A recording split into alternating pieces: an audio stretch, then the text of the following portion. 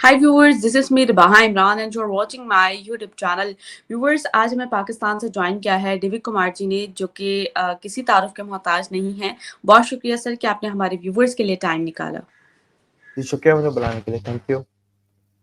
अच्छा डिविक जी, आज आपसे जो जिस टॉपिक पर बात करने जा रहे हैं वो बड़ा ही इंटरेस्टिंग टॉपिक है। डॉक्टर एस जयशंकर ने एक बड़ी ही स्टेटमेंट पास की है इंडिया को लेकर, और वो स्टेटमेंट बेसिकली ये है कि इंडिया जो है ग्लोबल साउथ इमर्ज कर रहा है, ठीक है, और न्यू वर्ल्ड ऑर्डर में खुद को ढाल रहा है और 2.0 जो है वर्ल्ड ऑर्डर जो है उस पर अपने आप को ढाल रहा है। क्या कहना चाहेंगे आप उनके स्टेटमेंट पर, और इसके आखिर क्या सर्कमस्टांसेस हैं और क्या एलिमेंट्स हैं जो डॉक्टर एस जयशंकर ने इतनी बड़ी स्टेटमेंट पास की?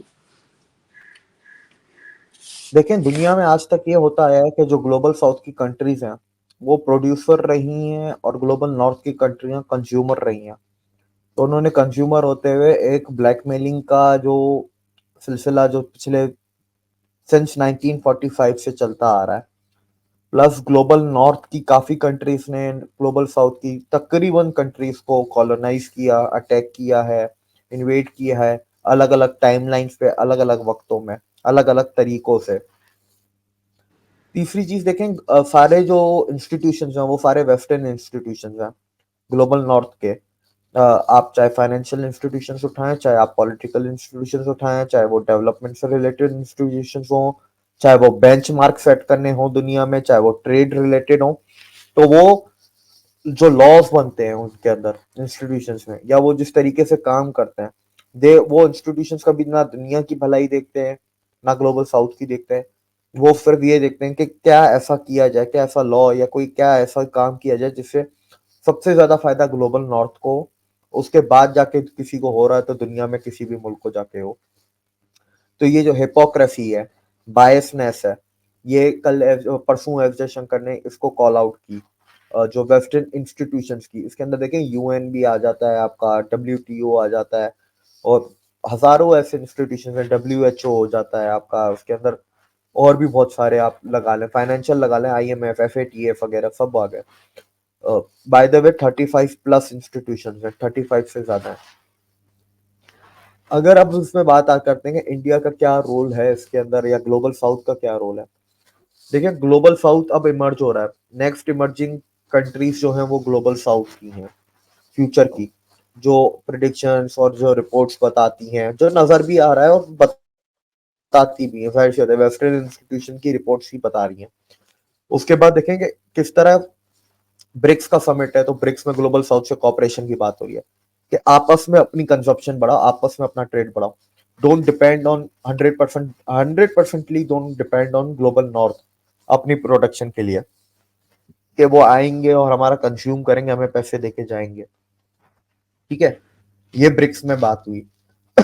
लोकल करेंसी की बात हुई कि भाई क्या ये यूरो और डॉलर को लेके बैठे हो, अपनी करेंसियों में ट्रेड करो आपस में कंट्रियों में। ठीक है, ये बात हुई। डी डॉलराइजेशन की बात हुई, एनर्जी सरप्लस की बात हुई, स्टैंडर्ड सेट करने की बात हुई, इवन क्लाइमेट चेंज की भी उन्होंने इशारा दिया कि खुद तो डेवलप होके दुनिया में सबसे ज्यादा पोल्यूशन करने वाले ग्लोबल नॉर्थ की कंट्रियां, और वो आज जाके भाषण दे रहे हैं ग्लोबल साउथ को। Climate change is a hoax, climate change is an agenda under which their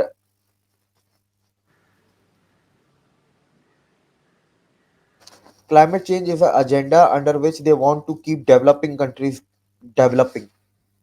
ठीक है, ये बात आप याद रखिएगा। कुछ भी नहीं है, अगर आप साइंटिफिक डेटा उठाएंगे तो साइंटिफिक डेटा तो क्लाइमेट चेंज को दिखाता ही नहीं है भाई। 1970 से लेके अब तक का क्लाइमेट चेंज का डेटा पब्लिकली अवेलेबल है। कोई भी एनवायरमेंटलिस्ट या जो क्लाइमेट से रिलेटेड एक्सपर्ट है, जिसकी टेक्निकल एक्सपर्टीज है, एकेडमिक एक्सपर्टीज है, वो उस डेटा को पढ़ेगा ना, वो बोलेगा क्लाइमेट चेंज नाम की तो कोई चीज ही नहीं है दुनिया में। तो ऐसी बात है, अफेक्ट हो रहा है, पर एक होता है ना क्लाइमेट चेंज, क्लाइमेट चेंज, कुछ करो नहीं तो दुनिया तबाह हो जाएगी, ऐसा कुछ भी नहीं हो रहा, और ऐसा होने का इम्कान भी नहीं अगले 100 साल तक। तो ये जो है ना तमाशे, ये चल रहे हैं। अच्छा, इसके अलावा देखें आप, ग्लोबल साउथ का लीडर इंडिया बन चुका है। ठीक है, ऑलरेडी G20 में इंडिया ने ग्लोबल साउथ की बातें रखनी है, ग्लोबल साउथ का फोरम किया। जितने भी एजेंडा अगर ग्लोबल साउथ के इकोनॉमी और ट्रेड से रिलेटेड है वो सारे मुद्दे उठाए जाएंगे आपके G20 के इस बार फोरम में, ठीक है। India will not only represent itself, it will also be representing 120 plus countries of global south at G20 forum in 2023, which is going to be held in New Delhi, ठीक है। तो मोदी जी ने 15 अगस्त को एक बात ये भी बोली थी कि वक्त बहुत जल्दी से बदल रहा है, दुनिया बहुत जल्दी से बदल रही है, ठीक है। अब न्यू वर्ल्ड ऑर्डर बनने की शुरुआत हो चुकी है और मैं आपको विश्वास दिलाता हूं कि इस न्यू वर्ल्ड ऑर्डर में इंडिया एक बहुत ही बड़ी और अहम भूमिका निभाएगा, ठीक है। ये मोदी जी ने 15 अगस्त की स्पीच में बोला है, ठीक है, ओपनली। आज से पहले क्यों नहीं बोला? मोदी जी की 10वीं स्पीच थी आजादी पे, इससे पहले 9 स्पीचेस और थी, पहले कभी क्यों नहीं बोला? अब ये समझना है कि क्या इंडिया जो बोल रहा है वो कुछ हो सकता है, कर सकता है। देखिए, ऐसे न्यू वर्ल्ड ऑर्डर बनाने के लिए, उसका हिस्सा होने के लिए, अपनी बातें डिक्टेट करवाने के लिए, ग्लोबल नॉर्थ को झुकाने के लिए आपको पहले अपने फोरम बनाने होते हैं। फोरम बनाए, ग्लोबल साउथ बनाया, ब्रिक्स बनाया, ठीक है, बिम्स्टेक बनाया, आपने सार्क बनाया, एससीओ बनाया, जिससे दुनिया की लिटरली फटती है, सही महीनों में कहूँ तो फटती है। डी डॉलराइजेशन का आपने प्रोसेस शुरू करवाया, ठीक है। उसके बाद आपके पास इतनी पावर होनी चाहिए। चाइना और इंडिया दोनों जियो पॉलिटिकल पोल्स हैं, ठीक है, दुनिया के। तीसरा और चौथा जियो पॉलिटिकल पोल है चाइना और इंडिया, और दोनों ग्लोबल साउथ की कंट्रीज हैं। तो इनके पास वो ताकत भी है, वो वर्ल्ड में एक से भी है, इनके पास एक बैकिंग भी है इन एवरी टर्म। ये नहीं कि किसी एक तरीके से economically, financially, militarily, politically, diplomatically, diaspora के हिसाब से आप चले जाएं, ट्रेड के हिसाब से चले जाएं, कोई ऐसी क्रिटिकल चीजें उसके हिसाब से चले जाएं, इंडिया के पास हर वो चीज अवेलेबल है। इंडिया प्लस चाइना 2 कंट्रियां हैं, ठीक है। तो आपकी से तो होगी ना, डेफिनेटली। आपको पहले ताकत उतनी चाहिए, वो ताकत इंडिया के पास है। अब वो विजन होना चाहिए, तो लीडरशिप में वो विजन नजर आता है। विजन की तो हम बात कर करके हम लोग तो विजन के ही कायल हैं कि मोदी का विजन जो है वो ही एक अपने आप में अलग ही एक अलग पैराडाइम है, वो एक अलग दुनिया। अगर उनके फिर विजन को ही बैठ के हम समझने बैठ जाए, इंडिया की ग्रोथ को साइड पे करना, कि वो किस लेवल पे सोचते हैं, तो उसके तो हम लोग कायल हैं ही। तो ये सारी चीजें हैं। देखें, आने वाला वक्त दुनिया के लिए बड़ा तकलीफ दे होगा। आने वाला मैं कहूंगा 15 साल आप पकड़ लें, 2035 तक, मतलब ये 13-15 साल, ये मैं लिटरली कह रहा हूँ, बहुत तकलीफ दे होगा पूरी दुनिया के लिए, हर मुल्क के लिए, चाहे वो वेस्टर्न कंट्री हो, चाहे वो ईस्टर्न कंट्री हो, चाहे आपका साउथ का कंट्री हो। खून खराबा भी होने वाला है, इकोनॉमियां भी तबाह होंगी, नीचे जाएंगी, ठीक है। इतना गंद शायद आपने आखिरी दफा शायद वर्ल्ड वॉर 2 के टाइम देखा हो। गंद की बात कर रहा हूँ, बाय द वे, मैं खून की बात नहीं कर रहा, जंग की, मैं गंद की बात कर रहा हूँ, जो पॉलिटिकल गंद था ना, इतना शायद लास्ट टाइम वर्ल्ड वॉर 2 के टाइम पे दुनिया ने देखा था, जो अब देखेंगे। कुछ नए मुल्क बनाए जाएंगे, कुछ पुराने मुल्क को तोड़ा जाएगा, बहुत कुछ चेंज होने वाला है अगले 15 सालों में। क्योंकि जब न्यू वर्ल्ड ऑर्डर होता है, तो जब वो बात वही है ना, जब पीसी को आप रीसेट करते हैं, विंडोज को रीइंस्टॉल करते हैं, तो आपको अपना पुराना डेटा डिलीट करना पड़ता है, स्पेशली सी ड्राइव से। सी ड्राइव का तो सारा डेटा आपका डिलीट होता ही होता है। तो वो डेटा जो डिलीट होता है, फिर आते हैं, फिर आप वापस से मेहनत करते हैं, तो वो ये इस तरीके से दुनिया रीसेट हो रही है। दुनिया का जो पूरा आप समझे फ्रेमवर्क है ना चलने का, वो पूरा का पूरा रीसेट होगा, ठीक है। क्योंकि वेस्टर्न कंट्रीज ने पिछले 250 से 300 साल में बहुत ज्यादा जुल्म किया। हिटलर की हर कोई बात करता है, पता है हिटलर ने कितने लोग मारे थे? आपको अंदाजा है? 60 लाख। देखिए, हिटलर ने मारे थे 60 लाख लोग, पूरी दुनिया हिटलर को बुरा कहती है। बेल्जियम के राजा ने कितने मारे थे? 3 करोड़ लोगों को, रवांडा और कॉन्गो के। फ्रांस ने कितने मारे? फ्रांस ने अपनी पूरी 14 कॉलोनीज को मिला के फ्रांस ने करीब 7 करोड़ लोगों को मारा। ब्रिटिशर्स ने कितने मारे थे? ब्रिटिश की तो दुनिया में 60 कॉलोनीज थी, 60 कॉलोनीज। तो उन्होंने तो उनका तो रिकॉर्ड ही आर पार होगा, उनका तो गिनती भी करने में शायद मुश्किल आ जाए। तो आप इससे अंदाजा लगाएं। बात वही है ना, जंग जो जीतता है इतिहास वो ही लिखता है। तो वो अलाइड पावर्स जीते तो उन्होंने ही लिखा है इतिहास। अब बात ये है कि क्या इंडिया कर सकता है, क्या इंडिया के अंदर इतनी ताकत है, पोटेंशियल है, क्या सस्टेन कर पाएगा, सक्सेसफुल हो पाएगा? मैं कहता हूं मुझे अभी नहीं पता। मुझे इतना पता है कि इंडिया इज केपेबल। जीत पाएगा नहीं जीत पाएगा उसका मैं इस इतना सा मैं कह सकता हूं। जो गलतियां चाइना ने की ना, वो इंडिया कभी नहीं करने वाला। चाइना एक पूरा ग्लोबल नॉर्थ का जो झुंड है, उस झुंड से अकेले भिड़ने चला था वो चाइना। इंडिया वो नहीं कर रहा है। इंडिया 120 मुल्कों को अपने साथ लेके चल रहा है। तो ये चीज जो है ना, इंडिया गलतियों से, दूसरों की गलतियों से सीख लेता है। वो हमारी तरह नहीं है ना कि वो अपनी गलतियों से भी ना सीखे। हम तो ऐसे हैं, हम तो अपनी गलती से भी नहीं सीखते। और एक और चीज मैं इसमें क्रूशियल बोलना चाहूंगा। रशिया ग्लोबल नॉर्थ में आता है, पर एक वाहिद रशिया है जो ग्लोबल साउथ की कंट्रियों को सपोर्ट कर रहा है इस पूरे एजेंडा में। क्योंकि वो पूरा ग्लोबल नॉर्थ भी जो है वो भी रशिया के खिलाफ ही है ना।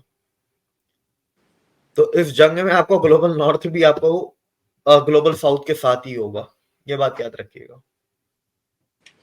अच्छा सर, इंडिया की जो ये एम है, यानी कि जो अपने आप को यानी कि अपनी कंट्री को इस शेप में ढाल रहे हैं, यानी कि वर्ल्ड ऑर्डर की, न्यू वर्ल्ड ऑर्डर की शेप में ढालने चाह रहे हैं 2.0 के कॉन्सेप्ट में।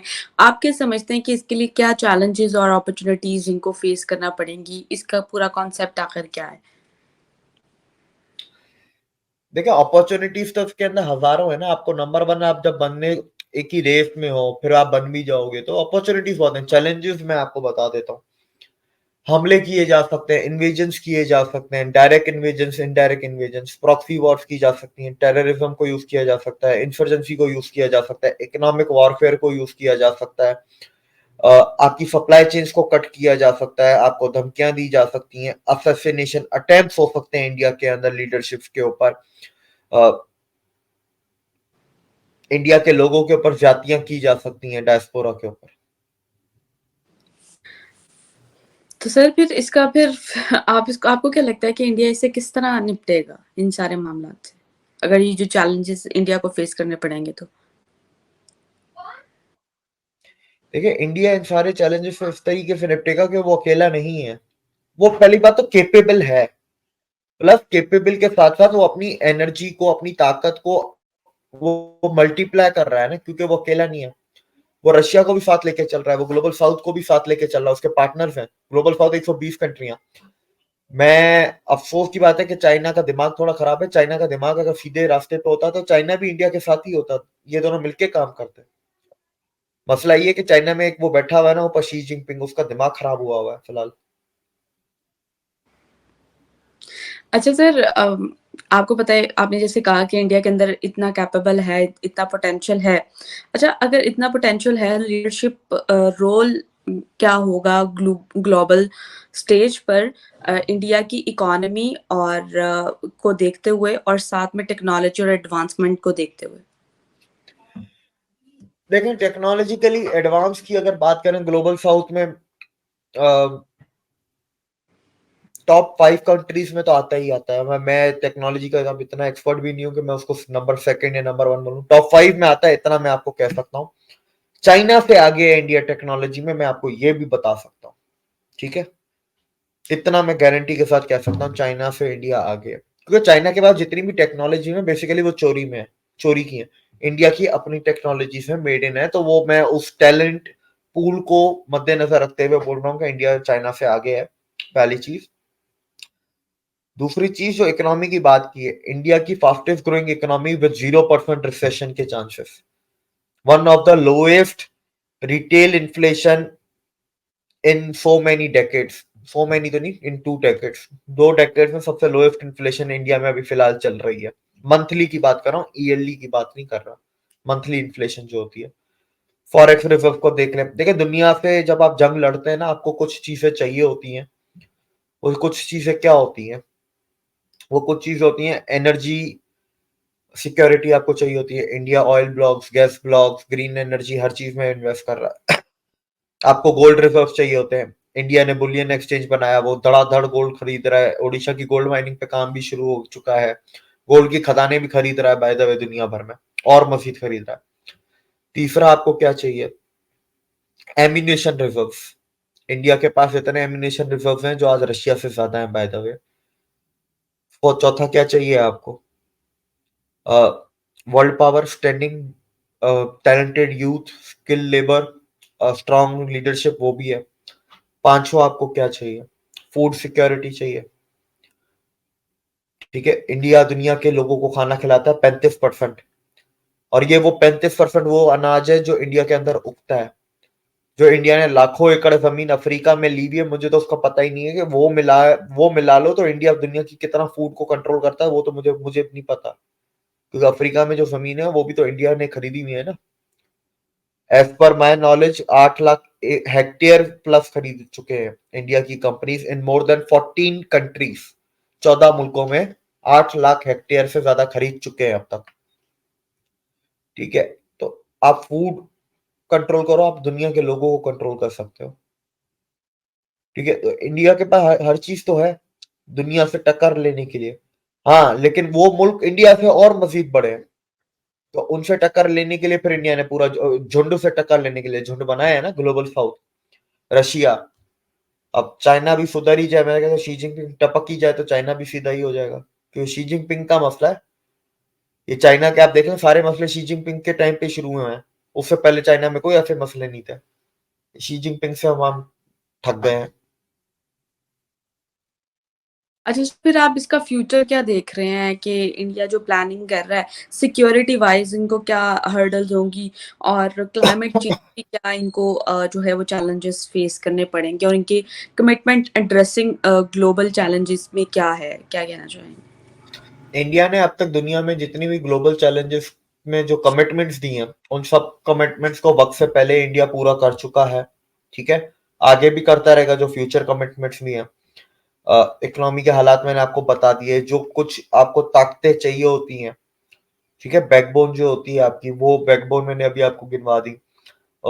दिमाग में क्या चल रहा है और किस तरीके से चल रहा है, और क्या वो अपने आप को किस तरह रिप्रेजेंट करना चाहते हैं, उनका क्या विजन क्या है दुनिया को लेके, वो भी मैं आपको एक्सप्लेन कर चुका हूँ। मुझे ये नहीं पता ये कब होगा, लेकिन इतना मुझे पता है कि ये इतना जल्दी नहीं है। कोई 5-6 साल का गेम नहीं है, या 15 साल तो पकड़ ही लें, उससे ऊपर भी लग सकता है। ये एक बड़ा खेल है पूरी दुनिया को रीसेट करने में, इतना ये भी लग जाए तो ये भी कम टाइम है मेरे हिसाब से तो, लेकिन ये टाइम 15 साल तो कम से कम लगेंगे रीसेट करने में। तकलीफें मैं आपको बता चुका हूँ, क्या क्या चैलेंजेस आ सकते हैं मैं आपको वो सब भी बता चुका हूँ। ठीक है, ये है कि दुनिया में अमन फिर आएगा, दुनिया में अमन आ जाएगा अगर रीसेट होता है सक्सेसफुली तो, और बहुत ज्यादा चांसेस हैं कि सक्सेसफुल ही होगा। जो आज की देखे, मैं जो भी बात कर रहा हूँ मैं आज की तारीख पे कर रहा हूँ, आज मुझे जो नजर आ रहा है मुझे वो सक्सेस नजर आ रही है। आप ये कोई बोले कि अगर ये सक्सेस है तो फिर जंग क्यों होगी? भाई जंग होगी, लोग मरते हैं, वो कहीं ना कहीं मंजिल पे पहुंचने के लिए आपको बहुत सारी चीजों को कुचल के आगे बढ़ना पड़ता है। ठीक है, बात ये कि एंड रिजल्ट क्या था, एंड रिजल्ट सक्सेस होगी और अमन फिर से पूरी दुनिया में आएगा। ये global north, global south, institutions का जो माफिया चलता है, कॉर्पोरेट माफिया, जो लॉबीज चलती हैं वेस्टर्न कंट्रीज की, दादागिरी चलती है उनकी, इन्वेजन, ये नेटो कब्जा ग्रुप जो है हमारा नेटो, इन चीजों को लेके ये सब खत्म होगा दुनिया में। आपको पता है अगर सीआईए नहीं होती दुनिया में तो आज टेररिज्म भी नहीं होता दुनिया में। सही। Terrorism is because of CIA. And में क्या मैसेज देना चाहेंगे सर? आने वाले वक्त, देखिए मैं इंडियंस को देना चाहूंगा, पाकिस्तानी तो दे भी दो तो वो आगे से चार बातें ही सुना देते हैं, पागल, इसको क्या पता। तो इंडियंस को मैं देना चाहूंगा कि आने वाला वक्त बहुत मुश्किल है पूरी दुनिया के लिए, इंक्लूडिंग इंडिया। और इंडिया के स्पेशली कुछ महीने ये इलेक्शन तक बहुत मुश्किल है, बहुत कुछ होने वाला है। Brace yourself and believe in your leadership and have patience. Thank you so much for your time sir, और व्यूवर्स चैनल को सब्सक्राइब करें, वीडियो को लाइक करें, शेयर करें। अगर चाहते हैं कि हम डिजिटली प्रमोट हो सके तो हमें ज़्यादा से ज़्यादा सुपर चैट कीजिए, हमें दें इजाज़त। Thank you so much.